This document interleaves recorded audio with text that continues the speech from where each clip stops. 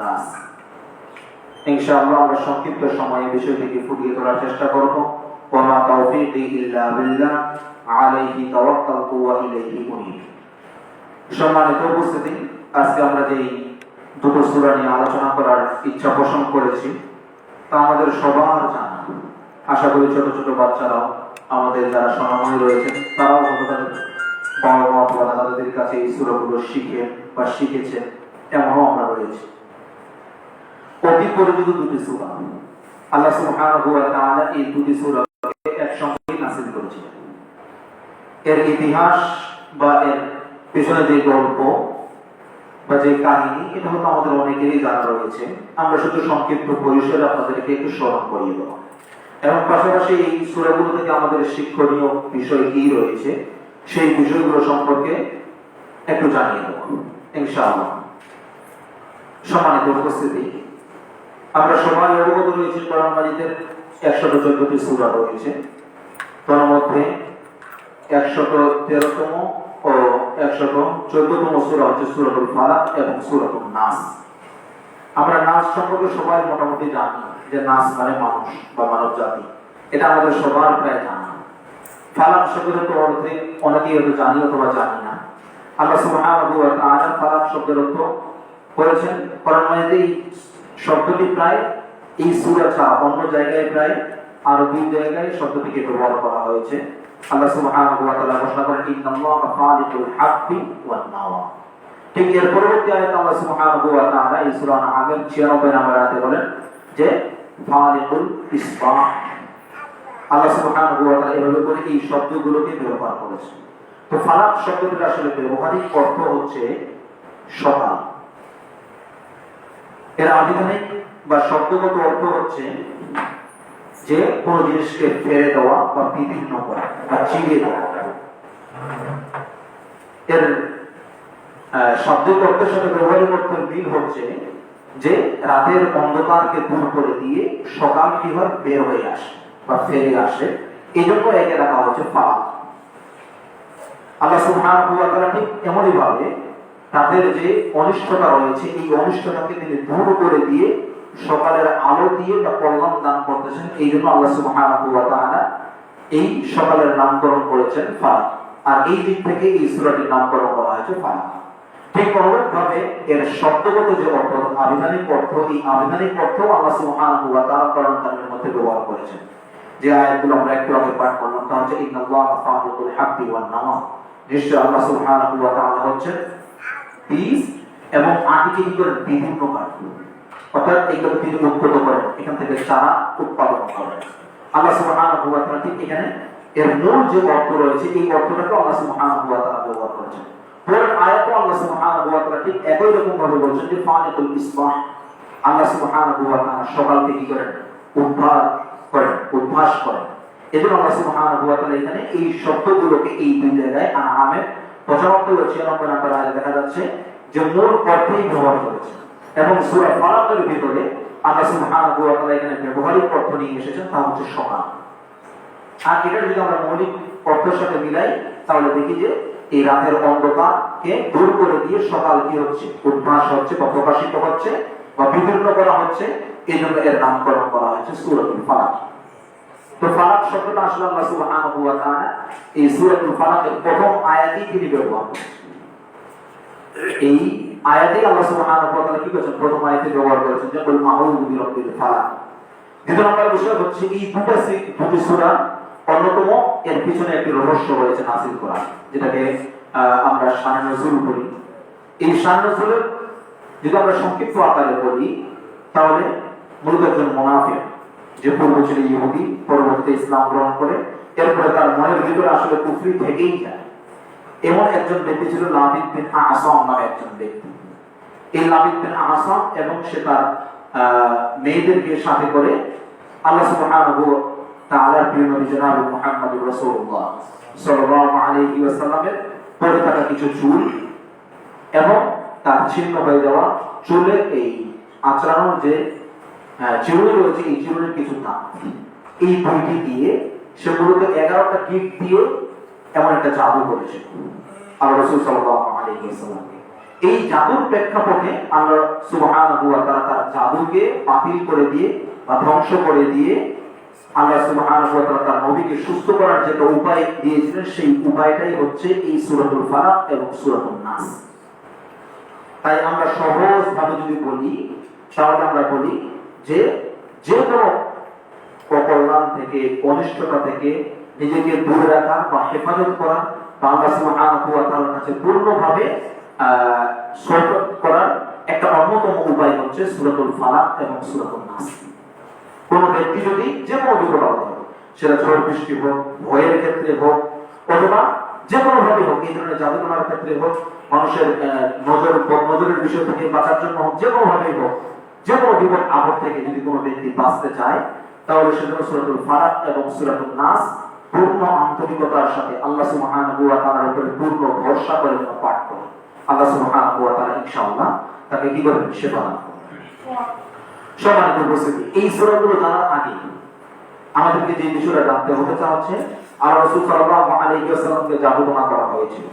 আসলেই আল্লাহ রাসূল সাল্লাল্লাহু আলাইহি ওয়াসাল্লামকে কি এই জাদুর প্রভাব বিস্তারিত হয়েছিল বা তার উপরে জাদুর প্রভাব পড়েছিল কিনা? আমরা বলবো আসলে তারা যেই উদ্দেশ্য নিয়ে জাদুর প্রভাব ফেলানোর ইচ্ছা করেছিল, সেই উদ্দেশ্য আসলে তাদের বাস্তবায়ন হয়নি। মূলত একজন মানুষ হিসাবে আমাদের নবী মুহাম্মদ সাল্লাল্লাহু আলাইহি ওয়াসাল্লাম একজন মানুষ হিসাবে তার উপরে জাদুর একটা প্রভাব পড়েছিল। তিনি সাধারণত ভুলে যেতেন, কোনো কাজ করেছেন কি করেননি এটা ভুলে যেতেন। কোনো কাজ করেছেন তার মনে হবে যেন করেননি, আবার কোনো কাজ করেননি কিন্তু তার কাছে মনে হবে যেন তিনি করেছেন, এই ধরনের। কিন্তু লাবিদ বিন আসাম সহ যারা কাফের মুশরিক ছিল এবং মুনাফিক ছিল, তাদের ইচ্ছা ছিল আল্লাহ রাসূল সাল্লাল্লাহু আলাইহি ওয়াসাল্লামকে পাগল করে দেওয়া, তার মস্তিষ্ক বিকৃতি করে। কিন্তু আল্লাহ সুবহানাহু ওয়া তাআলা তাদের এই যে চিন্তা ছিল, তাদের যে উদ্দেশ্য ছিল, সেই উদ্দেশ্যকে আল্লাহ সুবহানাহু ওয়া তাআলা সফল করে দিলেন। বরং এতটুকু ছিল যে তিনি কোনো কাজ করা অথবা না করার বিষয়টা ভুলে দিতেন। এই বিষয়ের ক্ষেত্রে যারা আধুনিক চিকিৎসা বিজ্ঞান এবং যারা কোরআন এবং হাদিসের বিপরীতে যারা কথা বলে, অর্থাৎ নাস্তিক যারা রয়েছেন, তারা বলে যে একজন নবীর উপরে কিভাবে করে এই জাদুটোনা প্রভাব বিস্তার লাভ করতে পারে। অনেকের এরকম প্রশ্ন থাকতেও পারে। আমরা বলবো যে আল্লাহ রাসূল সাল্লাল্লাহু আলাইহি ওয়াসাল্লাম একজন মানুষ ছিলেন, আর মানুষ হিসাবে তার উপরে জাদুটোনার প্রভাব বিস্তার হওয়াটা অস্বাভাবিক কিছু নয়। ঠিক তেমনই ভাবে এর বিপরীত দিক থেকে আমরা খেয়াল করি যে আল্লাহ সুবহানাহু ওয়া তাআলা যে কোনো স্বাভাবিক বিষয় থেকে একজন মানুষকে তিনি অস্বাভাবিক ভাবে হেফাজত করাটাও আল্লাহ তাআলার কাছে অস্বাভাবিক কোনো বিষয় না। যেমন যদি আমরা এভাবে করে বলি, ইব্রাহিম আলাইহিস সালামের কাহিনী, নূহ আলাইহিস সালামের কাহিনী। ইব্রাহিম আলাইহিস সালামকে কি করা হয়েছিল? আগুনে নিক্ষেপ করা হয়েছে, অথচ তিনি কি হয়েছে? সেখানে সুস্থ স্বাভাবিকভাবে ছিলেন। এভাবে করে যদি আমরা লূত আলাইহিস সালামের বিষয়গুলো দেখি, নূহ আলাইহিস সালামের বিষয়গুলো দেখি, সেই মহাপ্লাবনের বিষয়গুলো দেখি, তাহলে আমরা দেখতে পাই যে আল্লাহ সুবহানাহু ওয়া তাআলা তাদেরকে কি করেছেন? অস্বাভাবিকভাবে তাদেরকে হেফাজত করেছেন। তাই আমরা এই বিষয়গুলোর প্রতি খেয়াল করে দেখতে পাই এটা মূলত আল্লাহ সুবহানাহু ওয়া তাআলার একটা ইচ্ছাধীন বিষয়। ওয়া মা আসাবা মিন মুসিবাতিন ইল্লা বিইذনিল্লাহ। সর্ব বিষয়ের ক্ষেত্রে আপনাকে মনে রাখতে হবে যে কোনো বিপদ আপদ এটা আল্লাহ সুবহানাহু ওয়া তাআলার হুকুমেই আসে। সেটা নবী রাসূল হোক অথবা সাধারণ মানুষ হোক, সেটা আপনি মুসলিম হোক অথবা অমুসলিম হোক। এমন রয়েছে আপনি নজির দেখতে পারেন, কিছু নজির ঘটনা যেমন রয়েছে যে অমুসলিম অস্বাভাবিকভাবে বেঁচে গেছে, অথচ একজন মুসলিম স্বাভাবিক অবস্থায় মৃত্যুবরণ করেছে। এটা সম্পূর্ণ আল্লাহ সুবহানাহু ওয়া তাআলার একটা ইচ্ছাধীন বিষয়। এজন্য এটাকে একটা আপনি কি করতে পারেন না, আপনার কোরআনকে অস্বীকার করার জন্য এবং তিনি নবী কি নবী না এই ধরনের কোনো পাথেয় হিসেবে আপনার অবলম্বন করা আসলে উচিত নয়। এটা মূলত আল্লাহ সুবহানাহু ওয়া তাআলার একটা বিশেষ কি হুকুম। আল্লাহ সুবহানাহু ওয়া তাআলা বলেছেন ওয়া মা আসাবা মিন মুসিবাতিন ইল্লা বিইذনিল্লাহ। যে কোনো বিপদ আপদ এটা আল্লাহ সুবহানাহু ওয়া তাআলার হুকুমেই আসে। আল্লাহ সুবহানাহু ওয়া তাআলার হুকুম ছাড়া কোনো বিপদ আপদ আপনার কাছে আসে না। এর সাথে সাথে আরেকটা বিষয় আমাদের মনে রাখতে হবে যে আল্লাহ সুবহানাহু ওয়া তাআলা তার নবীকে তিনি কিভাবে করে হেফাজত করলেন, অথবা এই জাদুর প্রভাব কি ওহীর উপরে পড়েছে কিনা। এরকম যদি আমরা বলি তাহলে আমরা বলবো আসলে জাদুর প্রভাব কোনোভাবেই ওহীর উপরে পড়েনি। এবং নবী মুহাম্মদ রাসূলুল্লাহ সাল্লাল্লাহু আলাইহি ওয়াসাল্লাম একজন যে রিসালাতের অধিকারী, একজন যে নবী এবং রাসূল, নবী এবং রাসূল হওয়ার দিক থেকে তার উপরে জাদুর প্রভাব পড়ে সাধারণ মানুষ হিসেবে একজন তার কাছে পড়েছে। এটা ভুলে যাওয়া অথবা কোনো কাজ করার পরে না করার এরকম মন মানসিকতা, যে বিষয়টি আমরা আগে বললাম, এমনটা হতে পারে, কিন্তু ওয়াহির উপরে কোনোটাই নয়। কেন? আল্লাহ সুবহানাহু ওয়া তাআলা সূরাতুল হিজরের মধ্যে ঘোষণা করেন, ইন্না নাহনু নাযালনা যিকর ওয়া ইন্না লাহু লাহাফিজুন। আমরা কি করি? এই জিকিরকে নাযিল করি, অর্থাৎ ওহী নাযিল করি, আর আমাদেরই দায়িত্ব হচ্ছে এই কি করা? ওহীকে সংরক্ষণ করা। অতএব আল্লাহ সুবহানাহু ওয়া তাআলা স্বয়ং ওহী নাযিলকারী, আর তিনিই ওহীকে কি করেন? সংরক্ষণ করেন। তাই কোনো মানুষ যেন কোনোভাবে এই বিষয় নিয়ে বিভ্রান্ত না হয় যে এই জাদু করার মাধ্যমে তার ওহীও কি হয়েছে, কোনোভাবে বিভ্রান্ত হয়েছে বা বিপদগামী হয়েছে, এমনটা যেন কখনোই আমরা চিন্তা না করি। দ্বিতীয় নম্বর বিষয় হচ্ছে ওহীকে, এই জাদুর ক্ষেত্রে আল্লাহ সুবহানাহু ওয়া তাআলা ঘোষণা করেন, লা ইউফলিহু সাহির ইল্লা, জাদুকারী কখনোই কি হবে না? সফল হবে না, সে যেদিক থেকে জাদু করুক না কেন। আল্লাহ সুবহানাহু ওয়া তাআলা লা ইউফলিহু সাহির, জাদুকারী কখনোই কি হবে না? সফল হবে না। এটা আল্লাহ সুবহানাহু ওয়া তাআলা কোরআনে আয়াত। অন্য জায়গায় আল্লাহ সুবহানাহু ওয়া তাআলা তার নবীকে সংরক্ষণ করার বিষয়ে বলেন যে ওয়াল্লাহু ইয়াসিমুকা মিনান নাস, আল্লাহ সুবহানাহু ওয়া তাআলা মানুষের বিপদ আপদ থেকে তোমাকে তিনি কি করেন?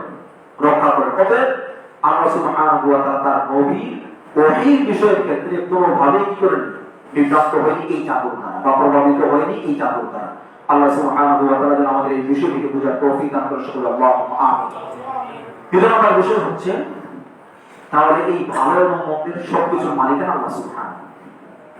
তিনি যেমন কল্যাণের বিষয়গুলোকে সৃষ্টি করেছেন, ঠিক অপর দিক থেকে বিপরীত দিকে তিনি অকল্যাণ বিষয়গুলোকে সৃষ্টি করেছেন। আমরা যেন কখনো এরকম মনে না করি যে আসলে অকল্যাণ বিষয়গুলো শয়তানের সৃষ্টি, এমনটা যেন মনে না করি যে জাদুটোনা একটা হারাম বিষয়, এটা আমাদের সবার অবগত। এরকম যেন কখনো আমরা মনে না করি আসলে এই জাদুটোনা শয়তানের সৃষ্টি, এরকম যেন মনে না হয়। বরং যত কিছু বিষয় রয়েছে সব আল্লাহ সুবহানাহু ওয়া তাআলার সৃষ্টি। আপনারা তো আবার প্রশ্ন মনে জানতে পারে যে আল্লাহ সুবহানাহু ওয়া তাআলা শুধুমাত্র কল্যাণকর বিষয়গুলো মানুষ জাতির জন্য কি করতেন? সৃষ্টি করতেন। অকল্যাণকর বিষয়গুলো মানুষ জাতির জন্য কেন সৃষ্টি করবেন? এরকম তো আপনার চিন্তা আসতে পারে। মনে রাখতে হবে সব বিষয়গুলো, যেটা কল্যাণ হোক আপনার জন্য অথবা অকল্যাণ হোক, সব বিষয় আল্লাহ সুবহানাহু ওয়া তাআলা মানুষ জাতির জন্য সৃষ্টি করতেন, একটা পরীক্ষামূলক। আরেকটা মজার ব্যাপার হচ্ছে, মানুষকে যখনই কোনো অকল্যাণ স্পর্শ করে তখনই মানুষ আল্লাহ সুবহানাহু ওয়া তাআলার দিকে কি হয়? ধাবিত হয়, তার অভিমুখী হয়। মানুষ তাড়াতাড়ি তার দিকে ফিরে যেতে চায়। আল্লাহ সুবহানাহু ওয়া তাআলা ঠিক এরকম ভাবে বলেছেন, যাহারাল ফাসাদু ফিল বাহরি ওয়াল বাহর বিমা কাসাবাত আইদিন নাস লিইউযীকাহুম বা'দাল্লাযী আমিলু লা'আল্লাহুম ইয়ারজিউন। আল্লাহ তাআলা বলেন যে স্থলভাগ জলভাগ যত বিপদাপদ, এই বিপদাপদের মূল কারণ হচ্ছে মানুষের হাতের কামাই, মানুষের পাপমুক্ততার কারণে বিপদাপদগুলো আসে। আল্লাহ সুবহানাহু ওয়া তাআলা বলেন এর থেকে আমি সামান্য পরিমাণে মানুষদেরকে ক্ষতি করি, সাধন করা, বিপদ দেই। যত পাপ করেছেন এই পাপের তুলনায় আল্লাহ সুবহানাহু ওয়া তাআলা কিঞ্চিত পরিমাণ, মনে করুন যে আপনাকে কি দিচ্ছেন? শাস্তি দিচ্ছেন। আর আপনি কিঞ্চিত শাস্তি পাওয়ার পরেই মনে করতেছেন কিসের জন্য? লাআল্লাহুম ইয়ারজিউন, যাতে করে মানুষের আল্লাহর অভিমুখী হয়, আল্লাহর দিকে ফিরে আসে। মনে রাখতে হবে যে আপনি যখন সুখে থাকবেন, এখানে একটা বিষয় না বললেই নয়, মানুষ যখন বেশি সুখে থাকে তখন মানুষ আল্লাহকে ভুলে যায়। মানুষ যখন খুব বেশি দুঃখী হয়ে যায় তখন মানুষ আল্লাহকে ভুলে যায়। কিন্তু সাধারণ যখন একটু সুখ পায় তখন আল্লাহকে তারা স্মরণ করে। আল্লাহ, একটু বিপদ ছিল না, এখন তুমি বিপদ আমার উদ্ধার করছো, আলহামদুলিল্লাহ। সুখী হয়েছে, আলহামদুলিল্লাহ পাঠ করছে। কিন্তু আমার যখন এই বিপদ আপনার কাছে লেগেই রয়েছে, মনে করুন যে একটা মানুষের ক্যান্সার রোগে আক্রান্ত, 5 বছর 10 বছর যাবত সে ক্যান্সার রোগে আক্রান্ত অথবা প্যারালাইজড, একটা অঙ্গ, এক সাইডের অঙ্গ কি একদম বিনষ্ট হয়ে গেছে, যেগুলো অকেজ, কাজ করতেছে না। সে আল্লাহর কাছে চাইতে চাইতে এমন একটা পর্যায়ে সে চলে গেছে, আল্লাহ আমার দোষ শুনেই না, এরকম মধ্যে সে মনে মনে ভাবতে পারে। অর্থাৎ মানুষের কাছে বিপদ যখন স্থায়ী হয়ে যায় তখন মানুষ আল্লাহকে ভুলে যায়। আবার সুখের ক্ষেত্রে মানুষ যখন সব সময় সুখেই থাকবে, যা চায় তাই পায়, বিলাসিতার কোনো অভাব নেই, তখন দেখবেন যে মানুষ আল্লাহকে ভুলে যায়। এই জন্য কিছু অংশে আপনার বিপদ আসুক, আবার কিছু অংশে আপনার কি আসুক? সুখ আসুক, আরাম, বিলাসিতা আসুক, আপনি দেখবেন যে আল্লাহকে বেশি বেশি স্মরণ করছে। এই জন্য আল্লাহ সুবহানাহু ওয়া তাআলা এই মানুষ জাতির জন্য কল্যাণকর এবং অকল্যাণকর সবগুলো তিনি সৃষ্টি করেছেন, যাতে করে মানুষ কখনো আল্লাহ বিমুখ না হয়, বরং আল্লাহমুখী হয়, আল্লাহর দিকে মানুষেরা যেন ফিরে আসে। এই জন্যই আল্লাহ সুবহানাহু ওয়া তাআলা কল্যাণকর বিষয় এবং অকল্যাণকর বিষয় সবগুলোকে তিনি সৃষ্টি করেছেন। আবার এখানে একটা মজার ব্যাপার, তা হচ্ছে আপনার জন্য যেটা কল্যাণকর সেটা তো অন্যের জন্য অকল্যাণকর, আমার কারো জন্য যেটা অকল্যাণকর তার জন্য হয়তো সেটাই কল্যাণকর হয়ে যায়। মনে করুন প্রচন্ড গরম, আমরা এই তাপদাহে খুব অতিষ্ঠ হয়ে যাচ্ছি, কিন্তু এই তাপদাহের সাথে যেই বিষয়গুলো জড়িত তারা কিন্তু এখান থেকে উপকৃত হচ্ছে। যারা মনে করুন পাতা তৈরি করে, ফ্যানের যারা কোম্পানি অথবা বিদ্যুতের যারা ব্যবসায়ী, ঠিক এভাবে করে যারা চার্জার, ফ্যানের বা বিভিন্ন ধরনের এই ডিভাইসের যারা ব্যবসা করতেছেন, বিভিন্ন ইলেকট্রিক পণ্যের ব্যবসা করছেন, তাদের দেখুন ব্যবসা অন্য। আপনি চিন্তা করছেন এই তাপ দিয়ে আমি বাঁচতে পারতেছি না, কিন্তু তাদের পকেটে আল্লাহ সুবহানাহু ওয়া তাআলা আপনার এই ওসিলায় টাকার ব্যবস্থা করে দিচ্ছে। আপনি টাকা বের করতেন না, আপনি ফ্যান কিনতেন না, আপনি একটা ইলেকট্রিক পণ্য কিনতেন না, কিন্তু যখন কঠিন তাপদাহ শুরু হয়ে গেছে তখন ডক্টর জাকির নাইকের একটা প্রশ্ন করা হয়েছিল ছোট্ট করে, যে আসলে আল্লাহ সুবহানাহু ওয়া তাআলা মশা সৃষ্টি করেছেন, এই মশা তো আমাদের কি করে মানে রোগ বালা মুসিবত ছড়ায়, ঘুমে আমাদের কি করে অশান্তি সৃষ্টি করে, আমাদের রক্ত সে কি করে চুষে নেয়। এটা তো খুব কঠিন একটা বিষয়। সব প্রাণী কিন্তু আপনার রক্ত চুষে না, মানে মশার মতো একটা ছোট্ট প্রাণী হওয়ার পরে মানুষের সবচেয়ে বড় কি উপাদান, যে উপাদান দিয়ে আপনি চলতেছেন, এত কঠিন একটা বিষয়কে আপনার কি করছে সে চুষে দিচ্ছে।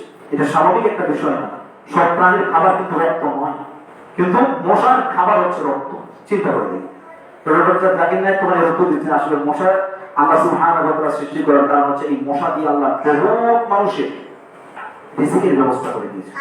তো প্রশ্নকর্তা আবার বলছে কিভাবে বলেন, তিনি বলছেন যে কমপক্ষে তো আপনি মশারিটা মানেন, যে একটা মশারি কোম্পানি আছে। বলছে হ্যাঁ, তো অসংখ্য মশারি কোম্পানি দেখুন মালিক লাভবান হচ্ছে, এর সাথে যারা শ্রমিক রয়েছে তারা লাভবান হচ্ছে, যারা ব্যবসা করতেছে মাঠ পর্যায়ে তারা লাভবান হচ্ছে, কয়েল কোম্পানির কথা বলেন, বিভিন্ন ইলেকট্রিক বিষয় বলেন, অসংখ্য বিষয় ক্ষেত্রে। এবার যদি এর প্রয়োজনের কথা আসে তাহলে আপনি ডাক্তারের বিষয় চিন্তা করুন, ফার্মেসির বিষয় চিন্তা করুন, তাহলে দেখুন ক্লিনিকের বিষয়গুলো চিন্তা করুন, ব্যবসার শেষ নেই। আর এখান থেকে আল্লাহ সুবহানাহু ওয়া তাআলা ছোট্ট একটা প্রাণী থেকে আপনার আমার মতো মানুষের রোগবালা ছড়িয়ে দেওয়ার মাধ্যমে বা এর অশান্তি থেকে নিজেকে বাঁচার জন্য কত উপায় অবলম্বন করছি, আর এই উপায় অবলম্বন করতে গিয়ে কত মানুষের রিজিকের ব্যবস্থা হয়ে যাচ্ছে। সুবহানাল্লাহ, আমরা কখনো চিন্তা করি না। তাই কখনো চিন্তা করি আল্লাহ মশা কেন সৃষ্টি করেছে, সারা রাত ঘুমাতে পারছি না, মশারি না টানলে এই সমস্যা ওই সমস্যা, বিভিন্ন ধরনের চিন্তা। কিন্তু আপনি যদি গভীরভাবে চিন্তা করেন, তাহলে এই প্রশ্নের উত্তরের দিকে খেয়াল করেন, তাহলে দেখবেন যে রিজিকের অভাব নেই শুধুমাত্র ছোট্ট একটা মশা থেকে এই প্রাণী। তাহলে অন্য প্রাণীগুলো থেকে আল্লাহ সুবহানাহু ওয়া তাআলা কত ধরনের আরো ব্যবস্থা করতে পারেন। সুবহানাল্লাহ, আল্লাহু আকবার। এবার আমরা আসি যে এই অকল্যাণের বিষয়টাকে চিন্তা করা কিছুই না, আল্লাহ সুবহানাহু ওয়া তাআলার সৃষ্টি। সবচেয়ে বড় বিষয় হচ্ছে আপনি অকল্যাণ যখন আপনাকে স্পর্শ করবে তখনই আপনি আল্লাহর অভিমুখী হয়ে যাবেন।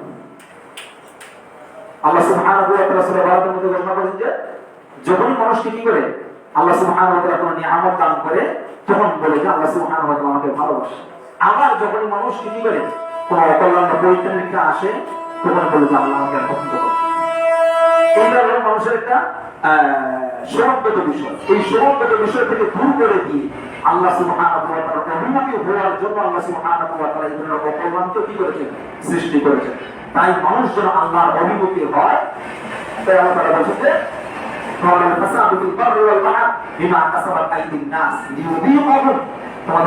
আস্বাদন করা হবে। তোমরা যে পাপ কাজ করেছিলে এই পাপ কাজের বিনিময়ে একটু তোমাদেরকে শাস্তি আস্বাদন করাবো, যাতে করে তোমরা ফিরে আসো আমার দিকে। এই ফিরে আসার জন্যই অকল্যাণের বিষয়টাও আমাদের জন্য খুব জরুরি। আল্লাহ সুবহানাহু ওয়া তাআলা যেন আমাদেরকে এই অকল্যাণকর বিষয়গুলো তারা আল্লাহর অভিমুখী হওয়ার আরো বেশি তৌফিক দান করে, সকলে আল্লাহুম্মা আমিন। এবং সাথে সাথে এটার থেকেও আল্লাহর কাছে হেফাজত চাও যে আল্লাহ তুমি আমাকে কি করো না, অকল্যাণ দিও। কেন? এখানে আরেকটা বিষয় হচ্ছে, যখনই আপনি অকল্যাণ থেকে আল্লাহর কাছে পানা চাচ্ছেন তার মানে হচ্ছে আপনি কার কাছে চাচ্ছেন, আল্লাহর কাছে, মানে আল্লাহর অভিমুখী হয়েই গেছে। একটা লোক স্পর্শ হওয়ার পরে আর একটা লোক স্পর্শ হওয়ার আগে আপনি হচ্ছেন সচেতন মুসলিম। আপনি আল্লাহর কাছে পানা চাচ্ছেন, আল্লাহ তুমি আমাকে এই অকল্যাণ থেকে বাঁচাও। তার মানে আপনি একজন সচেতন মুসলিম। আপনি চাচ্ছেন যে এই অকল্যাণগুলো কখনো যেন আপনাকে স্পর্শ না করে। স্পর্শ করবে এরপরে আপনি আল্লাহকে স্মরণ করবেন এমনটা নয়, তারপর করলে কিন্তু করার আগেই আপনি কি থাকেন, আল্লাহর কাছে চাইতেই না। এটা হলো আরেকটা মজার বিষয়।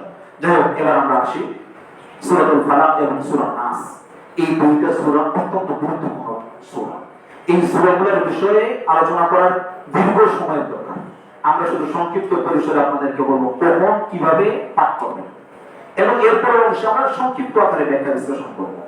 সর্বপ্রথম বিষয় হচ্ছে আল্লাহ রাসূল সাল্লাল্লাহু আলাইহি ওয়াসাল্লামের ক্ষেত্রে এই দুইটা সূরা জাদুটোনা থেকে মুক্ত করার জন্য আল্লাহ সুবহানাহু ওয়া তাআলা তার উপরে নাযিল করেন। সূরা ফালাকের আয়াত সংখ্যা হচ্ছে 5টি, সূরা নাসের আয়াত সংখ্যা হচ্ছে 6টি, মোট দুটি সূরার আয়াত সংখ্যা হচ্ছে 11টি। ওই লাবিব বিন আহসান 11টি কিট দেওয়ার কারণে আল্লাহ সুবহানাহু ওয়া তাআলা তার উপরে 11টি আয়াত নাযিল করার মাধ্যমে 11টি কি দেন করে দেন, এবং সেখান থেকে তাকে কি করেন মুক্তি দান করেন। এটা হচ্ছে একটা মূল বিষয়। তাই আপনি যে কোনো বিপদে পড়বেন, সেটা জাদুটোনার বিষয়ের ক্ষেত্রে হোক অথবা অন্য কোনো বিষয়ের ক্ষেত্রে হোক, আল্লাহ সুবহানাহু ওয়া তাআলার কাছে এই সূরাগুলো দিয়ে পাঠ চাওয়া। দ্বিতীয় নম্বর বিষয় হচ্ছে এই সূরাগুলো সম্পর্কে সবচেয়ে বেশি হাদিস বর্ণনা করেছেন উকবা, একজন সাহাবী আল্লাহর রাসূল সাল্লাল্লাহু আলাইহি ওয়াসাল্লাম। এই উকবার হাদিসগুলোকে ইবনে কাসির রাহিমাহুল্লাহ বলেছেন যে এই হাদিসগুলো প্রায় মুতাওয়াতির পর্যায়ে পৌঁছে গেছে। এত বেশি তিনি এই সম্পর্কে হাদিস বর্ণনা করেছেন। তার সম্পর্কে হাদিসের ক্ষেত্রে আল্লাহর রাসূল সাল্লাল্লাহু আলাইহি ওয়াসাল্লামকে তিনি একদিন একটা সফরে ছিলেন। সফরে থাকা অবস্থায় তিনি বলেছেন, আল্লাহর রাসূল, আমি কি নামাজের মধ্যে সূরা হুদ এবং সূরা ইউসুফ পাঠ করব না? আল্লাহর রাসূল সাল্লাল্লাহু আলাইহি ওয়াসাল্লাম প্রশ্ন করেন যে না, তুমি ওই দুটো সূরা পাঠ করার চেয়ে বরং কি করো, এই লা তাকরাউ শাইআন ইনদাল্লাহি মিন কুল আউযু বিরাব্বিল ফালাক ওয়া কুল আউযু বিরাব্বিন নাস। আল্লাহর রাসূল তাকে বলেন যে বা শুনো, তুমি যে সূরা হুদ এবং সূরা ইউসুফ পাঠ করতে যাচ্ছ, এর চেয়ে আরো সারবর্গপূর্ণ আল্লাহ সুবহানাহু ওয়া তাআলার কাছে সূরা হচ্ছে সূরাতুল ফালাক এবং সূরাতুন নাস। এমনকি আল্লাহ রাসূল সাল্লাল্লাহু আলাইহি ওয়াসাল্লাম এই দুইটা সূরা দিয়ে একটা সফরে ফজরের নামাজের ইমামতি করেছিলেন।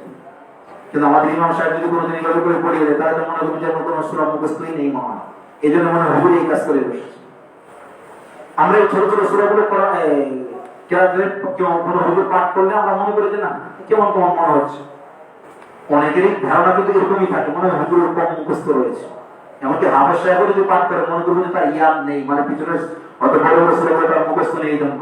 তার মানে এটা তারা হয়তো আপনি কিছুটা হলেও এই সূরাগুলোকে তুচ্ছ বা ছোট ভাবতেছেন, যেটা আসলে উচিত নয়। এটা ইমাম সাহেবের ইচ্ছা নেই।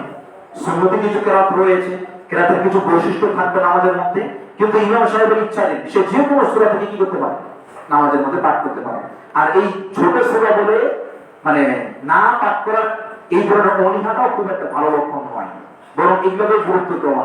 আপনি যদি এগুলো অর্থ বুঝতে পারেন, এর মর্মার্থ বুঝতে পারেন, তাহলে আপনার জন্য পাঠ করার ক্ষেত্রেও সহজ। আরো বড় বিষয় হচ্ছে যারা ইমামের পিছনে মুক্তাদি হিসেবে তারা আমরা থাকি, তাদের জন্য আরো বড় বিষয় হচ্ছে ইমাম সাহেব যদি জানাশোনা সূরাগুলো পাঠ করে, তাহলে তাতে কি হয়, সুবিধা হয় মনোযোগ দিকে আমাদের ভিতরে, খুশি অদ্ভুতের ক্ষেত্রে এটা সুবিধা হয়। এই জন্য কখনোই যেন আমরা এই ধরনের অনীহা প্রকাশ না করি যে ছোট সূরা ইমাম সাহেব মনে আর মুখস্থ নেই, কোন সূরা দুনিয়া খুঁজে পাচ্ছে না, এই ছোট ছোট সূরা দিয়ে পড়াচ্ছে, এরকম যেন কখনো মন মানসিকতা আমরা না রাখি। দ্বিতীয় নম্বর বিষয় হচ্ছে আল্লাহ রাসূল সাল্লাল্লাহু আলাইহি ওয়াসাল্লাম যে কোনো অসুস্থতার ক্ষেত্রে এই দুইটা সূরা দিয়ে তিনি কি করতেন, ঝাড়ফুঁক করতেন।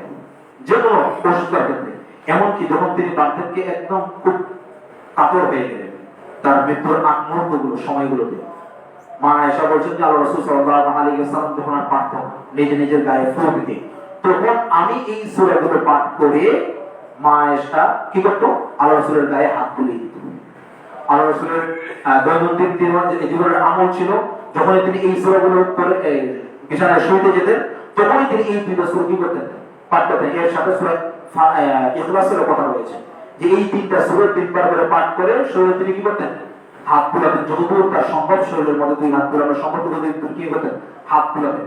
তাই এই সূরাগুলো এমনকি ওই রোগবাকে একদিন তিনি বলেছেন যে তুমি যদি এই দুইটা সূরা পাঠ করো, তাকফিকা মিন কুল্লি শাই, সব জিনিস থেকে তোমার এই দুটো সূরা দিয়ে যথেষ্ট হয়ে যাবে। তাই এই দুইটা সূরা আল্লাহ রাসূল সাল্লাল্লাহু আলাইহি ওয়াসাল্লাম অধিক পরিমাণে পাঠ করতেন। এবার আসি নামাজের আগে পিছের কথা। আল্লাহ রাসূল সাল্লাল্লাহু আলাইহি ওয়াসাল্লামের হাদিসের মধ্যে রয়েছে প্রত্যেক ফরজ সালাতের পরে এই সূরাগুলো তিনি পাঠ করতেন, এর সাথে এই ইখলাসকে যুক্ত করে দিলেন। ঠিক আছে, সেটা হচ্ছে মাগরিব এবং এই ফজরের ক্ষেত্রে আল্লাহ রাসূল সাল্লাল্লাহু আলাইহি ওয়াসাল্লাম কি করতেন, সূরা ইখলাস, ফালাক, নাস এগুলোকে তিনবার পড়তেন, এবং অন্য তিন ওয়াক্তে তিনি একবার করে কি করতেন, পাঠ করতেন। অতএব আমরা বুঝতে পারি যে এই সূরাগুলো মানুষের একটা আল্লাহ সুবহানাহু ওয়া তাআলার পক্ষ থেকে শয়তান থেকে বাঁচার জন্য একটা দুর্গ। একটা ছোট্ট বইয়ের নাম হয়তো অনেকেই শুনেছেন, একটা দোয়ার বই রয়েছে হিসনুল মুসলিম, নাম তো মনে অনেকে শুনেছেন। হিজবুল মুসলিম, আসলে হিজবুল শব্দ হচ্ছে দুর্গ। দুর্গ মানে হচ্ছে বর্তমান সময় তেমন দুর্গগুলো নেই, দুর্গগুলো এখন জাদুঘরে পরিণত হয়েছে। আসলে দুর্গগুলো হচ্ছে যে শয়তানের আক্রমণ থেকে একটা জায়গাকে কিছু মানুষ যেখানে বসবাস করে সেই এরিয়াটাকে কি করা, হেফাজত করা।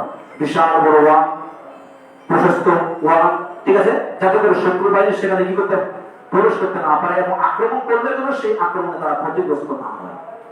ঠিক তেমনই ভাবে এই বইয়ের নাম রাখার কারণ হচ্ছে আসলে বইটা দোয়ার বই। এটা কাতারি রহিমাহুল্লাহ তাআলার একটা বই। এই দোয়ার বইয়ের নাম হিজবুল মুসলিম নাম এখন রাখার কারণ হচ্ছে যে একজন মুসলিম যেন শয়তানের ওয়াসওয়াসা থেকে, শয়তানের আক্রমণ থেকে নিজেকে একটা দুর্গের মতন গড়ে তুলতে পারে এই দোয়াগুলোর মাধ্যমে। এই জন্য বইয়ের নাম রাখা হয়েছে হিজবুল মুসলিম, মুসলিম দুর্গ। বইয়ের নাম হচ্ছে মুসলিম দুর্গ। তার মানে হচ্ছে এই দোয়ার ক্ষেত্রে আল্লাহ সুবহানাহু ওয়া তাআলার কাছে পানা চাওয়ার ক্ষেত্রে এই দুইটা সূরা অন্যতম কার্যকরী সূরা। আপনি শুধু পূর্ণ আন্তরিকতার সাথে আল্লাহ সুবহানাহু ওয়া তাআলার উপরে ভরসা করে এই দুটো সূরা কি করবেন, যখন ইচ্ছা তখন পাঠ করবেন। বিশেষ করে সুন্নতে যে নিয়মগুলো রয়েছে এই সুন্নতে নিয়মের সময় আপনি কি করবেন, পাঠ করবেন। দেখবেন আল্লাহ সুবহানাহু ওয়া তাআলা আপনাকে কি করবেন, হেফাজত করবেন। কারণ কি বাইতুল বলছেন যে আমরা একদিন একটা সফর থেকে ফিরতেছিলাম, ঠিক গভীর রাত, অন্ধকার, ঝড় বৃষ্টি শুরু হয়ে গেল, আমরা ভয়ে ভীত হয়ে গেলাম। তখন দেখি আল্লাহ রাসূল সাল্লাল্লাহু আলাইহি ওয়াসাল্লাম এই দুটো সূরা পাঠ করতেছেন। তার মানে গভীর অন্ধকারে আপনি যখন ঝড় বৃষ্টির কারণে হোক অথবা সাপ পোকামাকড়ের কারণে হোক যখন ভয় পাচ্ছেন, তখন আপনি এই দুটো সূরা পাঠ করেন। এই দুটো সূরা এমন সূরা। এবার আমরা আসি এই দুটো সূরার ভিতরে আল্লাহ সুবহানাহু ওয়া তাআলা কি এমন বাক্য পাঠ বলেছেন যে এই দুটো সূরা আল্লাহ রাসূল সাল্লাল্লাহু আলাইহি ওয়াসাল্লাম এত বেশি পাঠ করতেন। এবার আসি আল্লাহ সুবহানাহু ওয়া তাআলা ঘোষণা করেন, বিসমিল্লাহির রহমানির রহিম, কুল আউযু বিরাব্বিল ফালাক। হে নবী আপনি বলুন, আউযু বিরাব্বিল ফালাক, আমি ফালাকের রবের নিকটে কি চাচ্ছি, আশ্রয় চাচ্ছি। ফালাক মানে আমরা আগেই বলেছি সকাল, সকালের রবের নিকটে আমি কি চাচ্ছি, আশ্রয় চাচ্ছি। মিন শাররি মা খালাক, আমি আরো আশ্রয় চাচ্ছি। মিন শাররি মা খালাক, তিনি যা কিছু কি করেছেন, অনিষ্ট সৃষ্টি করেছেন তার থেকে। তার মানে আল্লাহ সুবহানাহু ওয়া তাআলা সৃষ্টির ভিতরে অনিষ্টও রয়েছে, অকল্যাণও রয়েছে, যেটা আগে আমরা আলোচনা করেছি। কিন্তু আমরা আয়াত আল্লাহ সুবহানাহু ওয়া তাআলা ওমিন শাররি বল আউযু বিল ফালাক মিন শাররি মা খালাক ওয়া মিন শাররি গাসিকিন ইযা ওয়াকাব, এবং গভীর অন্ধকার রাত যখন তা কি হয়ে যায়, অন্ধকারে আচ্ছন্ন হয়ে যায়, সেই অন্ধকার আচ্ছন্ন হওয়া থেকে আমি কি চাচ্ছি, আশ্রয় প্রার্থনা করছি। এই তিনটি আয়াতে আল্লাহ সুবহানাহু ওয়া তাআলা স্বাভাবিকভাবে আল্লাহ সুবহানাহু ওয়া তাআলার কিছু বরত্ব ঘোষণা করেছেন যে তিনি কেমন, কার কাছে আশ্রয় চাচ্ছে এই বিষয়গুলো।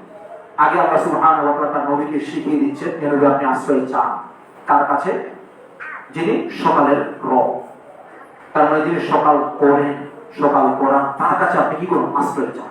ঠিক আছে। দ্বিতীয় নাম্বার হচ্ছে যিনি এই অনিষ্টগুলো সৃষ্টি করেছেন তার কাছে। তৃতীয় নাম্বার হচ্ছে রাতের অন্ধকার, এই অন্ধকার যখন কি হয়ে যায়, আচ্ছন্ন হয়ে যায়, তখনও তার কাছে আমি আশ্রয় চাচ্ছি। তার মানে এই তিনটা বিষয় আপনি যদি খেয়াল করেন, এই তিনটারই মূল মালিকানা আল্লাহ সুবহানাহু। এর ইচ্ছা আপনার কাছে নয়, আপনি ইচ্ছা করলে সকাল করতে পারেন না। এখন দুপুর রয়েছে, পৃথিবীর আরো কোনো এক প্রান্তে গিয়ে দেখেন যে এখন সকাল। কোন মানুষের এমন ক্ষমতা নেই যে সে ইচ্ছা করলে কি করতে পারে, ওই জায়গার সকালকে সে এখন এই বাংলাদেশের দুপুরে সকাল করতে পারে। তার দ্বারা এটা সম্ভব নয়। যদি কি হয়ে যায়, গভীর ভাবে আচ্ছন্ন হয়ে যায়, অন্ধকার থেকেই যায়। মনে করুন যে শীতের দিন, কুয়াশায় আচ্ছন্ন, কিছুই দেখা যাচ্ছে না, সবাই মনে করতেছে আসলে এখনো সকাল হয়নি, দুপুরে 1টা বাজতে যাচ্ছে, এখনো সকাল হয়নি, মনে করছেন না আসলে সকাল হয়েই গেছে। তার মানে হচ্ছে এটা আপনার মালিকানা নয়, আর এটা আচ্ছন্ন থাকা অথবা না থাকার সাথেও সম্পর্ক নয়। আল্লাহ সুবহানাহু ওয়া তাআলা যেভাবে করে হোক এটাকে তিনি কি করেন, যেই জায়গার জন্য যখন প্রযোজ্য তখন তিনি এটাকে কি করেন, সকাল করেন। দ্বিতীয় নম্বর বিষয় হচ্ছে মানুষ যেন কখনো ভুলে না যায় যে অকল্যাণ বলে মনে হয় শয়তানের সৃষ্টি, এটা যেন ভুলে না যায়, বরং সৃষ্টিকর্তা একমাত্র আল্লাহ সুবহানাহু ওয়া তাআলা। তাই কল্যাণ এবং অকল্যাণ সবকিছু আল্লাহ সুবহানাহু ওয়া তাআলার সৃষ্টি, এটাও যেন মানুষ স্মরণ রাখে। এই জন্য আল্লাহ সুবহানাহু ওয়া তাআলা মানুষকে স্মরণ করেছেন যে যে তার যে সৃষ্টি রয়েছে অকল্যাণ, তার থেকে আমি কি চাচ্ছি, আশ্রয় চাচ্ছি। এটাকে মানুষ শিখিয়ে, আল্লাহ সুবহানাহু ওয়া তাআলা মানুষকে শিখিয়ে দিচ্ছে। তৃতীয় নম্বর বিষয় হচ্ছে রাতের বিষয়। আমরা দিনের বেলা স্বাভাবিকভাবে চলাফেরা করতে কখনোই ভয় পাই না।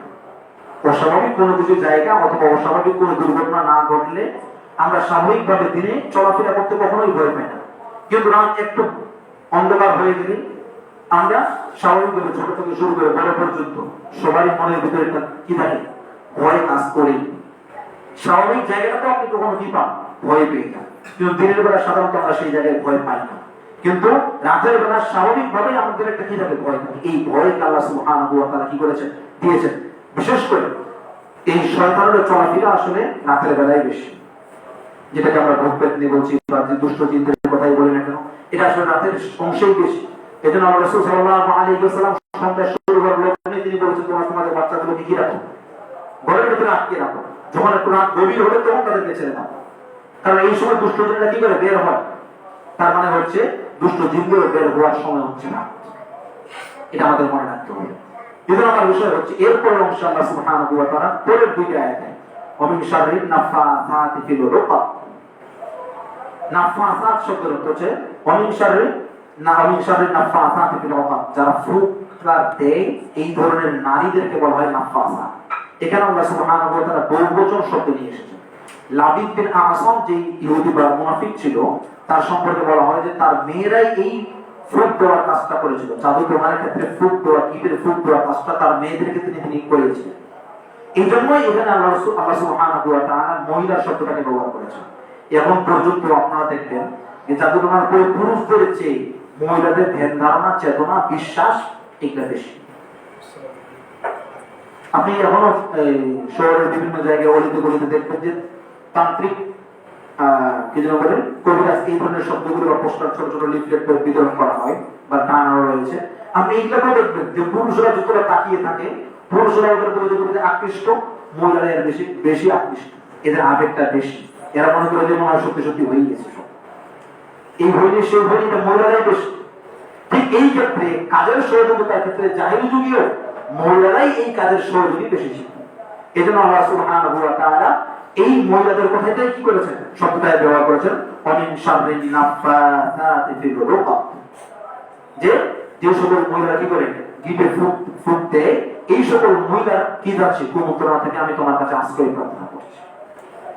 এর শেষ আয়াতে আল্লাহ সুবহানাহু ওয়া তাআলা ঘোষণা করেন ওমিন শাররি হাসিদিন ইযা হাসাদ। আমরা কিন্তু সংক্ষিপ্ত আকারে বলতেছি শুধুমাত্র এগুলো সব মনে রাখার জন্য। আল্লাহ সুবহানাহু ওয়া তাআলা শেষ আয়াতে কি বলেন সূরা ফালাকের ওমিন শাররি হাসিদিন ইযা হাসাদ, এবং হিংসুকের হিংসা থেকে, যখন সে হিংসা করে তার থেকে আমি কি চাচ্ছে, আশ্রয় প্রার্থনা করছি। আসলে হিংসা না করা পর্যন্ত তার কাছে আশ্রয় প্রার্থনা কিছু তার বিষয় থেকে, যখন সে হিংসা করে বসবে তখন তার কাছ থেকে কি চাও, আশ্রয় প্রার্থনা করো। এখানে কিছু আসলে হিংসার বিষয় না কথা বললেই নয়। হিংসা আসলে আমাদের এমন একটা বিষয় যেটা আমাদের একটা মজাদার পাপ। পৃথিবীতে যদি কোনো পাপের মজা থাকে তাহলে এই হিংসা নেই। যারা হিংসুক তারা মনে করে যে আমি হিংসা করার কারণেই মনে হয় এই লোকটা ধ্বংস হয়েছে আর সে মজা পাচ্ছে। আর যদি তার এই হিংসার কারণে এটা কার্যকরী না হয়ে থাকে, এর উপর সে না পেয়ে থাকে, তাহলে সে নিজেই এই কষ্টে কি করে, শোকে মরে যায়, এমন অবস্থায় না। এই জন্য বলা হয়ে থাকে আল হাসাদু মাযমুম, হিংসা হচ্ছে নিন্দিত, ওয়া সাহিবুহু মাযমুম, আর যে হিংসুক সে আসলে সব সময় দুঃখিত, সে নিজেকে সবসময় পুড়িয়ে জ্বালিয়ে কি করে ছাড়কার করে। এবার আসি ইমাম কুরতুবী রাহিমাহুল্লাহর একটা কথা না বললেই নয়, তার একটা ভালো উক্তি রয়েছে এই হিংসা সম্পর্কে। সে বলছে, তিনি বলেছেন যে আকাশেও সর্বপ্রথম যেই পাপ সংঘটিত হয়েছিল সেই পাপের নাম হচ্ছে হিংসা।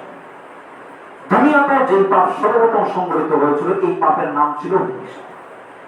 তার এই বাক্য দ্বারা বোঝা যায় যে ইবলিস আদম আলাইহিস সালামের সাথে হিংসা করার কারণে কি হয়েছিল, নিজেকে সে বিতাড়িত করেছিল এবং আদম আলাইহিস সালামের প্রতি সাধন করেছিল। ঠিক অনুরূপভাবে কাবিল তার ভাই হাবিলের কি করেছিল, এই হিংসার কারণে যে অমুক মেয়েকে বিয়ে করবো অমুককে বিয়ে করবো না, এই হিংসা করার কারণেই সে আসলে কি হয়েছিল, দুনিয়ার প্রতি প্রথম পাপ সৃষ্টি। এটা ইমাম কুরতুবীর একটা উক্তি। তো আমরা এইভাবে করে বলতে পারি যে আসলে আকাশেও প্রথম পাপ শুরু হয়েছিল হিংসার দ্বারা, আর জমিনেও প্রথম পাপ শুরু হয়েছিল এই হিংসার দ্বারা। এই বিষয়ের ক্ষেত্রে আল্লাহ সুবহানাহু ওয়া তাআলা জমিনের বিষয়ের ক্ষেত্রে, আকাশের বিষয়ের ক্ষেত্রে অনেক জায়গায় আছে কোরআনে অসংখ্য জায়গায়, আর জমিনের বিষয়ের ক্ষেত্রে আল্লাহ সুবহানাহু ওয়া তাআলা সূরা মাইদার 27 থেকে 31 নম্বর আয়াত নিয়ে আলোচনা করছেন, যেটা আপনারা কিছুদিন আগে শুনেছেন কুরবানির ঘটনায়। إذ قربا واتل عليهم نبأ ابني آدم بالحق إذ قربا قربانا فتقبل من أحدهما ولم يتقبل من الآخر قال إنما يتقبل الله من المتقين। এই ঘটনাগুলো আপনারা শুনেছেন হাবুল কাবিল, ঠিক আছে? যেখান থেকে আসলে মূলত এই বিষয়গুলো শুরু। এবার হিংসার বিষয়ে আমরা আসি। হিংসা করে না বা হিংসায় গ্রস্ত হয় না এমন মানুষের সংখ্যা পৃথিবীতে খুবই কম। এই বিষয়ের ক্ষেত্রে আরো একটি প্রবাদ বাক্য রয়েছে, হাল মাতাল বুখারীয়ু গায়রা মাহসুদ। ইমাম বুখারী কি হিংসার আক্রমণ ছাড়া মৃত্যুবরণ করেছেন? কারণ ইমাম বুখারীর মতো একজন ভালো মানুষও হিংসার আক্রান্ত হওয়া ছাড়া তিনি মৃত্যুবরণ করেন। আর আপনি আর আমি তো অনেক কম। সেখানে যদি আমরা বলি তাহলে নবীর শানেও যখন এই ধরনের হিংসা ঘটেছে, তখন আমাদের মতন সাধারণ মানুষের সাথে এই হিংসার বিষয় ঘটবে, এটাই স্বাভাবিক। কারণ কোন মানুষ এই হিংসা থেকে মুক্ত নয়। হিংসাটা কি জিনিস? হিংসার সাথে আরেকটা শব্দ আমরা ব্যবহার করবো, সেটা গীবত অথবা মুনাফাসা। খেয়াল রাখতে হবে, গীবত এবং হাসাদের মধ্যে একটু পার্থক্য রয়েছে। আমরা ছোট্ট করে বলবো, গীবত এবং হাসাদ। হাসাদ কাকে বলে? আল হাসিদ আল্লাযী ইয়াতামান্না যাওয়ালা নি'মাতিল মাহসুদ। যে হিংসুক তাকে বলা হয় সে যার সাথে হিংসা করছে বা হিংসাকৃত ব্যক্তির নিয়ামত যেন দূর হয়ে যায়, তাকে বলা হয় হিংসুক। মনে করুন যে আব্দুল্লাহর একটা আম গাছ রয়েছে আর আব্দুল জব্বারের আম গাছ নেই। আব্দুল জব্বার চাচ্ছে এই আব্দুল্লাহর গাছে ভালো ফল হয়, এটা যেন আর না হয়, যে কোনো ভাবে হয় এটাকে ধ্বংস করে দেয়। হয় গাছটাকে মেরে ফেলার মাধ্যমে, অথবা আম যখন এসেছে আমগুলোকে ছিঁড়ে ফেলার মাধ্যমে, অথবা যেমন চুরি করে নেওয়ার মাধ্যমে। এক কথায় হলো তার এই নিয়ামতটা যেন সে ভোগ করতে না পারে।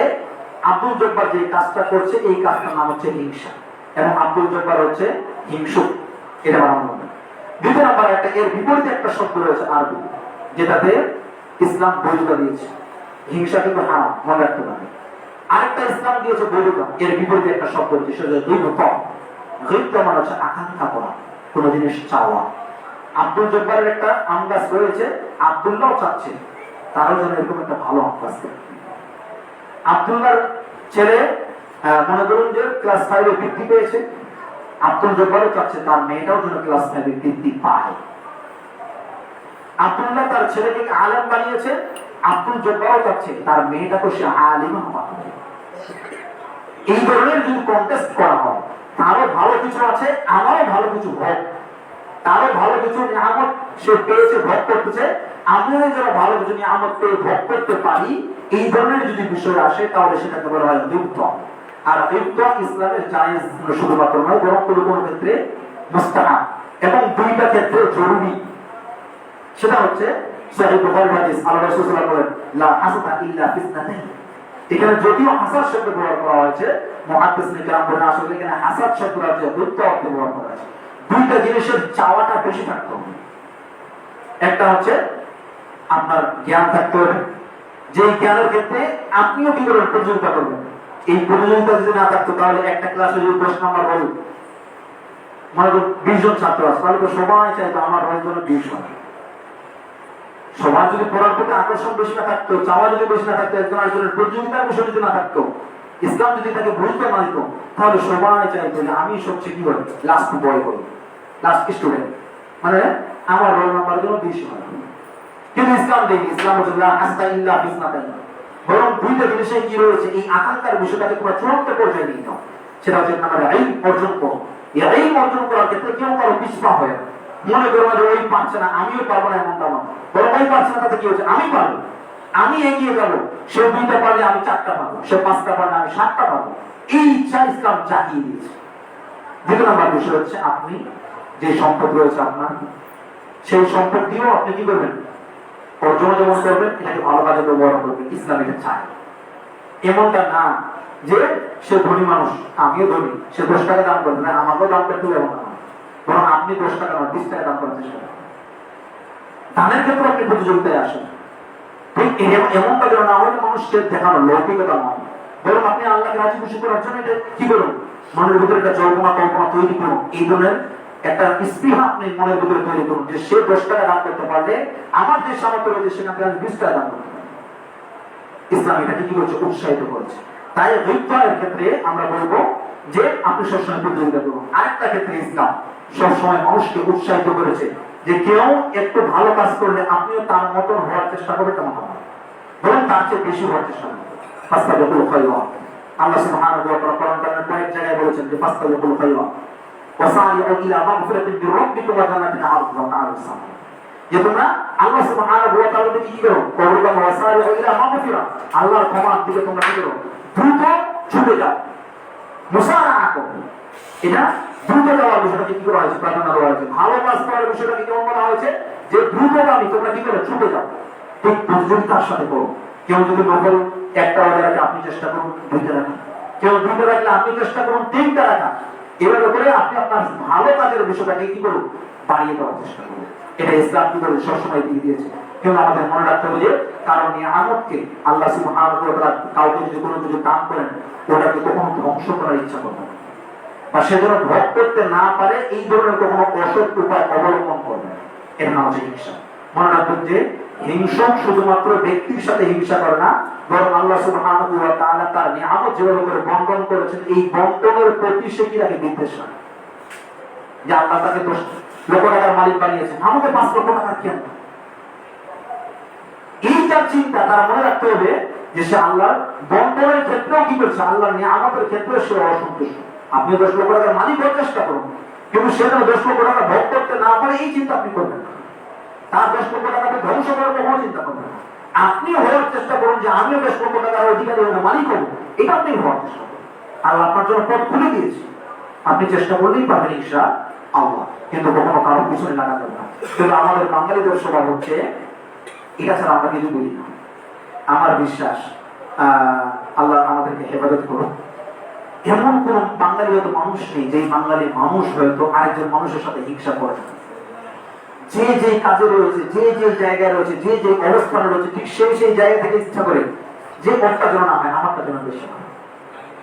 একই পাশাপাশি ব্যবসার দোকান মনে করুন, একই পাশাপাশি প্রতিষ্ঠান মনে করুন, ঠিক এভাবে করে মসজিদ গুলো মনে করুন, সবাই চিন্তা করছে আমারটা যেন ভালো হয়, একটা যেন না হয়। আপনি এটা চিন্তা না করে বলুন যে আপনারটা ভালো হোক, সাথে আল্লাহ ওকে দান করুন। অতএব যদি ভালো হয়ে থাকে তাহলে আল্লাহ আমাকেও তার মতো ভালো দান করুন, বা তার চেয়েও ভালো দান করুন, এমনটা আপনি চান। আপনি একজন ভালো মানুষ হওয়ার ক্ষেত্রে, মনটাকে ফ্রেশ রাখার ক্ষেত্রে সবচেয়ে মনে রাখতে হবে কোরআনের থেকে একটা দুইটা আয়াত রয়েছে। ইয়াওমা লা ইয়ানফা'ু মালুন ওয়া লা বানুন ইল্লা মান আতাল্লাহা বিকলবিন সালিম। আল্লাহ সুবহানাহু ওয়া তাআলা ঘোষণা করেন যে ইয়াওমা লা ইয়ানফা'ু মালুন ওয়া লা বানুন, কিয়ামতের দিন আপনি যখন আপনার সন্তানাদি এবং ধন সম্পদ নিয়ে উপস্থিত হবেন, এগুলো কোনো কাজে আসবে না। আল্লাহ বলছেন ইয়াওমা লা ইয়ানফা'ু মালুন ওয়া লা বানুন, তাকে কোনো উপকৃতই করবে না তার মাল এবং তার সন্তানাদি, ইল্লা মান আতাল্লাহা বিকলবিন সালিম। তবে সেদিন তার একটা সুস্থ সুন্দর হৃদয় নিয়ে, মন নিয়ে উপস্থিত হয়, তাহলে সেটাই তার উপকার হবে। মনে রাখতে হবে যে আল্লাহর সামনে যখন আপনি দাঁড়াবেন, তখন আপনার জন্য যেটা সবচেয়ে জরুরি একটা বিষয়, সেই জরুরি বিষয়টা হচ্ছে আপনার সুস্থ সুন্দর একটা হৃদয় আছে কিনা। কর্মমানদের ভিতরে আল্লাহ সুবহানাহু ওয়া তাআলা সালিম শব্দকে প্রায় 2 জায়গায় ব্যবহার করছে, তার মধ্যে এটা অন্যতম একটা জায়গা। যদি কলবিন সালিম, সুন্দর সুস্থ একটা হৃদয় আপনার আছে কিনা, সালিম বলা হয় সুস্থ হৃদয়।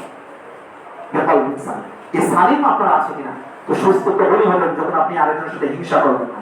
আপনি যদি জিজ্ঞাসা করেন হিংসা আমরা কোথা থেকে পেয়ে এসেছি, মনের হিংসাকে আপনি কিভাবে দূর করবেন, এর সময় আসলে আমাদের কাছে শেষ। শুধু আমরা এতটুকু বলবো, এই হিংসা আমরা পেয়ে এসেছি আমাদের পূর্ববর্তী যারা উম্মত ছিল তাদের কাছ থেকে। আল্লাহ রাসূল সাল্লাল্লাহু আলাইহি ওয়াসাল্লাম ঘোষণা করেন তাব্বা ইলাইকুম দাউল উমামি ক্বাবলাকুম আল হাসাদ ওয়াল বাগদা, যে তোমরা তোমাদের পূর্ববর্তী জাতির কাছ থেকে এই হিংসা বিদ্বেষ পেয়ে এসেছো। পূর্ববর্তী উম্মতরাও এই পাপে লিপ্ত ছিল, ঠিক আমরাও এই পাপটা পেয়েছি তাদের কাছ থেকে। এই হিংসা আমাদের কাছ থেকে তাদের ধার সূত্রে পেয়ে যাওয়া, বংশ পরস্পরাই পেয়ে যাওয়া। তারপরে আল্লাহ রাসূল বলেছেন যে এই হিংসাকে তোমরা কিভাবে করে দূর করবে, তোমরা যে হিংসাকে দূর করতে চাও তাহলে কিভাবে করবে। ওর পরামর্শ এই হাদিসের পরামর্শ কি বলেছেন, আলা উনাসবিকুম, আমি কি তোমাদেরকে জানাবো না যে কিভাবে তোমরা একজন আরেকজনকে ভালোবাসবে। আল্লাহ বলেন যে লা ইউমিনু আহাদুকুম হাত্তা তুমিনু বিল্লাহ ওয়া লা ইউমিনু আহাদুকুম হাত্তা তাহাব্বু, ঠিক আছে? আল্লাহ বলছেন যে তোমরা যতক্ষণ পর্যন্ত ঈমানদার হতে পারবে না, যতক্ষণ না তোমরা কি করো না, যতক্ষণ জান্নাতে প্রবেশ করতে পারো, যতক্ষণ না তোমরা কি ঈমানদার। আলাসেন, আমি কি তোমাদেরকে জানাবো না যে তোমরা কিসের মাধ্যমে তোমাদের, আল্লাহ বলছেন আফসোস সালাম পাই না, তোমরা পরস্পরের মধ্যে সালাম আরো কি করো, প্রসার ঘটাও, এর ব্যাপকতা সৃষ্টি করো, প্রচার প্রসার ঘটাও, তাহলে তোমাদের মনের ভিতরে পেয়ে যাবে হিংসা বিদ্বেষ দূর হবে, ভালোবাসা সৃষ্টি হবে, ভালোবাসা বাড়লে ঈমান থাকবে, ঈমান থাকলে জান্নাত হবে। এবার আমরা ছোট্ট করে আরেকটা বিষয় বলি, সেটা হচ্ছে আসলে আমরা সালাম তো সবাই দিই কম বেশি, কই আমাদের তো হিংসা দূর হয় না। এটা তো আমাদের অনেকের প্রশ্ন হতেও পারে মনে মনে, আসলে আসলে আমাদের মন থেকে সালাম হচ্ছে, একটা হলো মনের বিষয়, একটা হলো মুখের বিষয়। যদি মন থেকেই আপনি কারো সালাম দিয়ে থাকেন, বলেন আসসালামু আলাইকুম, এরপরে আরো দুইটা অংশ বাদ, শুধু আসসালামু আলাইকুম ওয়া রাহমাতুল্লাহি ওয়া বারাকাতুহু, এই দুই অংশ বাদ দিয়ে প্রথম অংশ যদি আপনি নেন, তাহলে কারো যদি আপনি শান্তি কামনা করেন আল্লাহর কাছে, আল্লাহ তুমি তাকে শান্তি দাও, এই তো অর্থ, তাই না? আসসালামু আলাইকুম, আপনার উপরে শান্তি বর্ষিত, তো শান্তি বর্ষণ করবেন কি? এইটাই যদি কারোর জন্য আপনি চেয়ে থাকেন, তাহলে কিভাবে বলে থাকেন যে আব্দুল্লাহ লোকটা খারাপ? কিছুক্ষণ আগে আব্দুল্লাহকে সালাম দিলেন, আপনি আব্দুর রহিম, আর বড় অংশে আব্দুল জব্বারের সাথে যখন কথা বলতেছেন তখন আব্দুল্লাহর বিষয় বলছেন এই লোকটা ভালো না, এই সমস্যা আছে, ওই সমস্যা আছে। ওর যখনই কোনো কল্যাণের বিষয় এসেছে তখনই আপনি এটাকে ভেটে করার চেষ্টা করেছেন, চিন্তা করেছেন যে না না ওই জন্য এই সুখ না পায়, ওই জন্য এটাকে ওর মত করতে না পারে, ওর ছেলে যেন এটা না হতে পারে, ওর মেয়ে যেন এটা না হতে পারে, কল্যাণের বিষয় আসবে। আর অকল্যাণের বিষয় আসলে তার দিকে ফেলে দেওয়ার চেষ্টা করেছেন, আমাই না ওই সব। এই যে আমাদের চিন্তা থেকে যখন আপনি এই চিন্তাগুলোকে দূর করতে পারবেন, তখন মনে রাখবেন যে আসলে আপনার সালামগুলো মুখ থেকে নয় বরং মন থেকে হচ্ছে। তখন আপনি মনে রাখবেন যে পরস্পরের বন্ধন, ভালোবাসা, ভ্রাতৃত্ব, ইমানি ভ্রাতৃত্ব, এগুলো অটোমেটিক সৃষ্টি হচ্ছে। ইমানি ভ্রাতৃত্বের ক্ষেত্রে এটা এত জটিল ও কঠিন। ইমানি ভ্রাতৃত্বের ক্ষেত্রে সবচেয়ে জটিল হচ্ছে দুটো আয়াত মনে রাখবেন, একটা হলো সূরা মুজাদালার শেষের আগের আয়াত এবং সূরা তাওবার একটা আয়াত রয়েছে। আল্লাহ সুবহানাহু ওয়া তাআলা সেখানে ঘোষণা করেন যে ইমানি ভ্রাতৃত্বটা কেমন। যদি তার যুদ্ধের ক্ষেত্রে আল্লাহ এবং তার রাসূলের অবাধ্য হওয়ার ক্ষেত্রে, যদি তার ভাই হয়, বোন হয়, এমনকি তার নিকট আত্মীয় স্বজন বাবা মাও হয়ে যায়, তবুও সে কি করবে?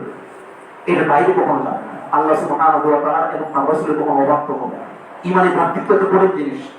ইমানি ভ্রাতৃত্বের ক্ষেত্রে আপনি যদি পরিবারের সুখ চান, তাহলে মনে রাখতে হবে আল্লাহ রাসূল সাল্লাল্লাহু আলাইহি ওয়া সাল্লাম তাহাব্বা ফিল্লাহি ইজতামা আলাইহি ওয়া তাফাররাকা আলাইহি। ইমানি ভ্রাতৃত্ব এত শক্তিশালী যে এই ইমানি ভ্রাতৃত্বের কারণে আল্লাহ সুবহানাহু ওয়া তাআলা কিয়ামতের মাঠে আরশের ছায়া 7 শ্রেণীর মানুষকে দিবেন। তার মধ্যে অন্যতম এক শ্রেণী হচ্ছে যারা পরস্পরে একজন আরেকজনকে ইমানের জন্য ভালোবেসেছিল, আল্লাহর জন্য। আমার বিজয় হয়েছিল আল্লাহর জন্য। তুমি আল্লাহর সাথে সম্পর্ক রাখো না, তোমার সাথে সম্পর্ক দিচ্ছে। তুমি আল্লাহর সাথে সম্পর্ক রাখো, তোমার সাথে আমার সম্পর্ক। ইমানি ভ্রাতৃত্ব এত কঠিন জিনিস। পৃথিবীর এক প্রান্তে আপনি রয়েছেন দক্ষিণ মেরুতে, আর উত্তর মেরুতে যদি আরেকজন বসে থাকে, সে যদি ইমানদার হয়ে থাকে, আপনি তার জন্য দোয়া করছেন, আল্লাহ আমার মুসলিম ভাই যে যেখানে রয়েছে তাদেরকে তুমি হেফাজত করো। আবার ওইভাবে আপনার জন্য দোয়া করতেছে। ইমানি ভ্রাতৃত্ব এত কঠিন জিনিস। আর ইমানি ভ্রাতৃত্ব যখন আপনার দুর্বল হয়ে যাবে, তখন আপনার সাথে আপনার গায়ের ধাক্কা লাগলো, মনে করি লোকটা হয় আমার গায়ে ময়লা লাগিয়ে গেল, চোখ দেখতে পান না, অনেক কিছু আপনি বলে ফেলবেন, ঠিক আছে? কিন্তু ইমানি ভ্রাতৃত্ব থাকার পর আপনি মনে করবেন যে না, একজন ভাই আমাকে ধাক্কা দেয়নি, আসলে সে আমার সাথে মোলাকাত করার জন্যই এসেছে, হয়তো আমাকে বুঝতে পারিনি, হয়তো আমি তাকে দেখি না, তখন নিজের ভুলের চিন্তা করবেন। কিন্তু আজকে আমাদের সমাজ হিংসা বিদ্বেষে ভরপুর হয়ে গেছে। সমাজে যেদিকে তাকাবেন সেদিকে শুধু আপনি দেখবেন যে মানুষ মানুষের ক্ষতি সাধন করার জন্য সব সময় চেষ্টায় লেগে রয়েছে। এই চেষ্টায় যেন মানুষের কাছে একটা মূল চেষ্টায় পরিণত হয়েছে, এটাই যেন মানুষের কি মুখ্য একটা বিষয় হয়ে দাঁড়িয়েছে। তাই আল্লাহ সুবহানাহু ওয়া তাআলার কাছে বেশি বেশি করে পানা চাওয়া। আর আরেকটা বড় বিষয় মনে রাখবেন, আপনার বিষয়ের জন্য কেউ যেন আল্লাহর কাছে আপনার কাছ থেকে পানা না চায়। আপনার ব্যবহার, আপনার আচার আচরণ, আপনার মন মানসিকতা এমন যেন না হয় যে আপনার কাছ থেকে বাঁচার জন্য আরেকজন পানা চাচ্ছে, এমন যেন বান্দা আপনি না হন। ভালো করে খেয়াল রাখবেন। আপনি আব্দুল্লাহ আব্দুর রহিম যেন তখন আল্লাহর কাছে না বলবেন, আল্লাহ এই আব্দুল্লাহর ওয়াসওয়াসা থেকে বা আব্দুল্লাহর এই হিংসা থেকে আপনি তুমি আমাকে বাঁচান। এরকম যেন কেউ কোনদিন না দোয়া করে, অথবা কেউ যেন এরকম দোয়া না করে যে আল্লাহ এই আব্দুল্লাহ নামক ব্যক্তির অনিষ্টতা থেকে, অকল্যাণ থেকে তুমি আমাকে হেফাজত করে, যেমনটা যেন কেউ দোয়া না করে। তার মানে মনে রাখতে হবে আপনি পৌঁছে বলে শেষ হয়ে গেছেন, আর আল্লাহর কাছে এই প্রথম থেকে আরেকজন বান্দা আপনার জন্য কি করছে, আপনার কাছ থেকে বাঁচার জন্য আশ্রয় যাচ্ছে। এমন যেন কখনো ব্যক্তিত্বে আপনার পরিণত না হয়। আল্লাহ সুবহানাহু ওয়া তাআলা আমাদের সবাইকে সেই তৌফিক দান করুন। আল্লাহুম্মা আমিন ইয়া রাব্বাল আলামিন। এই দুটো সূরার যে মূল উদ্দেশ্য, মর্মার্থ, এগুলোকে যেন আমরা উপলব্ধি করে বারবার তেলাওয়াত করতে পারি এবং তোমার কাছে যেন আমরা আশ্রয় প্রার্থনা করতে পারি, সেই তৌফিক আমাদের দান করে দাও আল্লাহ। ইয়া রাব্বাল আলামিন, এই দুটো সূরার ভিতরে যে বিষয়গুলো থেকে আশ্রয়ের বিষয় রয়েছে, সেই বিষয়গুলো থেকে আমাদেরকে আশ্রয় দান করো আল্লাহ।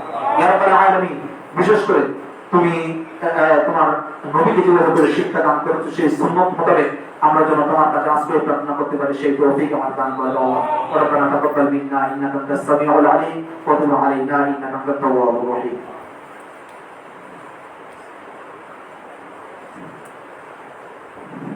আলহামদুলিল্লাহ।